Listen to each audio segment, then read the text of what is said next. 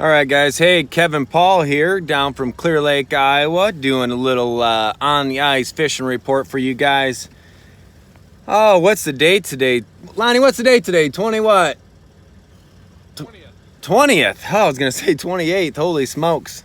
So here we are, February 20th, and we are parked out on the lake right now. I'll show you guys a little bit of what's going on out here as we speak, but I'll tell you what, guys. Snow conditions and ice conditions right now in the lake are absolutely phenomenal. We got some people out here fishing. We got sleeper rentals going. Ice, we have not measured it as of lately, but it's probably approaching 20 inches. Snow conditions on the lake right now, I'd say 1 to 4 inches. There's a few drifts, but most everything's pretty shallow. So a lot of perch still being caught right now on Clear Lake. There's actually a pretty good yellow bass bite. We did find that yesterday. We had a few guys from down by southern, where were they? Bloomfield. There you go. Down by Bloomfield. And yeah, so we got sleeper houses out here. We're actually parked out near the channel right now. Of course, as usual, you do not drive vehicles through the channel or the sandbar area near McIntosh Point, but I'll show you guys what we got going on. So here we are out on Clear Lake. That's the Baptist camp. A couple guys must have some sleepers over there. We'll kind of pan off here. As you can see, the snow, guys, is pretty much nil. There's not much. So, a few people fishing over there. But as I look straight out where I just showed you guys, there's some crappies being caught, some yellow bass, that type of stuff. But the main bite's happening in the Little Lake right now. A lot of yellow bass. They're getting quite a few crappies in that deeper water.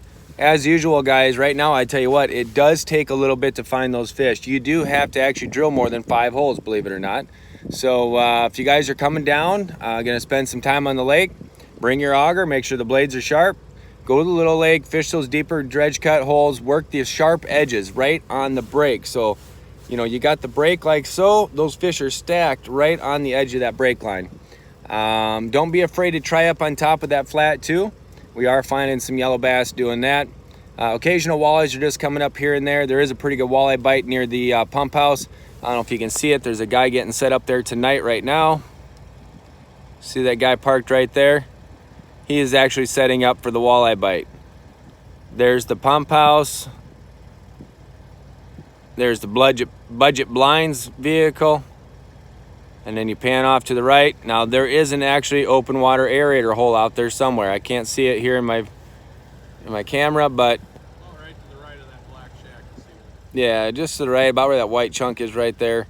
Just behind that. The aerator hole is pretty small right now just because it's been so cold. So currently on Rice Lake, conditions are very similar. There is an open water aerator hole on Rice Lake.